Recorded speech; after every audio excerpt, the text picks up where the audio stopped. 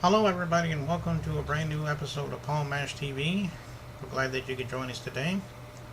And as always, we love to hear your feedback. So if you're interested in emailing me or going to my official website or liking me on Facebook, be sure to check out those addresses at the end of the show for how to contact me, and I'll always email you back as quickly as possible. Today on our show, we have a fine musician from Sacramento, California, and his name is Mike Macchi, and I think you'll really like this guy. So without further ado, let's start the show. Mike Macchi from California there, and we'll talk to him for just a few minutes. Thanks for joining us, Mike. Oh, you're very welcome, man. Thank you. Thank you. And where exactly are you from in California? Well, actually, I'm from Boston, specifically from Dorchester, Massachusetts, but I'm out of Sacramento, California now. Oh, Sacramento. Okay. Okay. Well, I guess the first question I'd like to ask is, what exactly got you into music? I mean, was there something that happened to you when you were young that really inspired you? Maybe you could tell us that story. Well, I can tell you one story that really got me into the idea of entertainment. Okay, so back in Boston, I went to a middle school called the Phyllis Wheatley Middle School, and and there was a few things happened there. One thing in particular is they had a contest. WILD radio station had a contest. Whatever school sent in the most postcards would win an appearance and a performance by and by really upper level recording artists at the time. Mm-hmm. Well, sure enough, my school won, and who came to perform at the Phyllis Wheatley Middle School, but other than the UTFO at the time. Now, UTFO is a rap group, and they had that hit song on the radio at the time called Roxanne. Remember that one? Roxanne, Roxanne, I want to be your man. Roxanne, Roxanne. That was UTFO. Anyway, well, opening up for you at UTFO was the Fat Boys, man. Now, I'm sure you remember these guys, right? The Fat Boys. Anyway, that was huge, man. It was like to have, like, you're talking about number one hit on the radio type of artists, and they're coming visiting your little school. Well, it connected one thing for sure. These are real live people, man, that are doing this for a living. You know what I mean? They got their record out, and I was probably around the age of 11 or 12. I was in the 6th grade, and it was probably my first time realizing that these are real people that are really out there, really doing this. And they came to my school, performed on our little stage, man. And that did something to me. But I did start learning about music, really. I was mostly, to be honest, into rap. I'm from the city, from Boston, Massachusetts, major seaport city, very close to New York. And and we're talking about, I was 10 years old in 1980, so in 1985, I'm 15. This is where I'm having my coming of age as far as what I'm into and what I like. It was during the 80s, and it was in the city. I'm talking shell-toe Adidas, my friend. I'm talking, Adidas suits, all that stuff that kind of, the hip hop and all that stuff, with the bell hat and all. That's what was going down in my world. I became a singer when I was 21 years old, to be honest, and I really didn't get into rock until at the age of 17. I was all into rap and everything, but when me and my brother got into music, see, I had an older brother who, in his room, he had a Fender Rhodes, and he had a drum set, a bass, a guitar, and all that stuff. And me and my younger brother would start going in there and playing around with it. I started playing with the drums. I'm to this day, I'm a drummer. And my brother back home, Matt, he has a band called the Dawns. Same, I was in the band, helped him found it, and was in it for 16 years. Well, he's still got that going on. We both became musicians, in a big part because of, to be honest, it was because we always had those instruments right there in the next room. So parents, buy your kids instruments. They might not get into it until they're 20 years old, but if they pick it up one day, it might make them happy. You know, um, that was my start in music, I guess. Okay. Well, that's good. Yeah. As far as that Roxanne's song you mentioned, the only one I can think of was the Police. You know, they had a song called Roxanne, but that's about as close as I can think of. So. But I'll tell you what, if you're from where I'm from and from the time I'm from, oh, you'd remember old UTFO. You know, that Roxanne saga went on forever. They had Roxanne Shante, who was like this. It was like, you know, now in the rap world, what they do. Now I'm not a rapper, by the way. This is not what I do today. Mhm. But as long as we're on the subject, in the rap world, people come out to refute each other. You know, on the record. And there was one chick named Roxanne. She came out to refute them as Roxanne. You know, it's just funny stuff.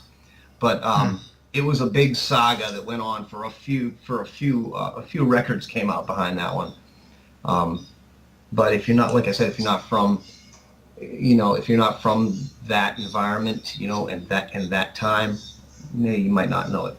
But you'll see, you'll get comments if people comment on your stuff. You'll see people will say something about, oh no, I never rocked it. In fact, people are gonna send you the record. You know. Um, well, besides that UTFO thing you mentioned, were there any other artists that kind of inspired you, like anybody that played on the radio? Maybe you could tell us a little bit about that. Oh God. Oh man. I mean, well, yeah. As far as music that inspired me to become a musician, or that inspires my music today, you know, the stuff that I come out with is very it's influenced heavily by you know, by a lot of the well-known musicians that, you know, what you got, the Van Morrison. You know what I've been listening to lately? There's a guy out there. His name is actually James Morrison, not Jim Morrison. James Morrison, and he does like he does covers of things, but he does it mostly with the acoustic guitar and with that soulful singing, you know. And so I get into the soulful acoustic thing, you know, the most. I dig it the most out of all the music that I'm subjected to. You know what I mean? I call what I create, I call it quasi soul. You know, it's not neo soul. I was thinking about calling it neo soul, but it really isn't what it is. I say, but it's something soul. It's something like soul. It's like I call it quasi soul. You know? So it's like that acoustic soul stuff. I'm Yeah. really into that. I'm into that. Now, do you have any albums out? If not, are you getting ready to come out with an album? Maybe you could talk to us a little bit about that, or at least where you can get your music. Maybe you could talk about that as well. Absolutely. Well, I'll tell you what. You can always keep up with me on my YouTube channel, and whenever I come out with something, it ends up there. I intend to have something on iTunes soon enough, but when it comes to the album, I prefer to work in singles. You know what I mean? Because I'm not, you know, I'm not working for a record label and that. I any recordings I make, I have to pay for myself, and so I like to go one at a time and just release them as singles, you know, if I can, and until something better comes along, that's what I'll probably be doing. Okay, well that sounds good. That's about all I can think of. But we want to appreciate you coming out again, Mike, and talking with us. And Hey, let me show you. before we go, though, we're getting ready to. Okay, you know, thanks a lot for that plug there. Oh yeah, no, that's a me. um, That was for me. Trust me. yeah, that's fine. Before we get ready to go, though, I think you were going to perform a song for us. Maybe you could tell us a little bit about the song you're going to do for us before we go to break there. I'll play you this song that I just came up with recently. It's this song is it's very personal. It's me really drafting my raw feelings for a woman that I'm very, very, very much in love with, and what we're talking about here is I'm somehow letting her know that that I don't want to split. You know what I mean? Hmm. And this is how I'm saying it. So goes a little Okay, something like. well, okay, we're gonna go to that break there for a minute, and then we'll come back with your song. What's the name of this song, by the way? This song is called "Take Me." Take Me. Okay. Okay, and we'll be back for that in just a minute, so don't go away. Take me. I was working uptown. I gigged in Hollis Queens. I went searching downtown, just trying to chase that dream. Been so many places. One thing I know, I ain't never seen. Honey, if you know the road, you don't mind me going, then honey, won't you take me? Church me Easter Sunday, like around the time when the old folks go. Honey, won't you take me? You can search me, break my pockets, but silly girl, whatever's mine is yours. With you here beside me, I know I ain't never far from home. But if you still want to go, guess I gotta let you go. I only ask that you take me. Take me to that life you've always wanted, two of us to live. Honey, won't you take me? I've been taking too much lately, think it's about time for me to give. Yeah, give up foolish notions, make some room for the positive. Yeah, honey, won't you take me? Yeah, honey, won't you take me? Yeah, honey, won't you take me? Take me, take me, take me, honey, won't you take me?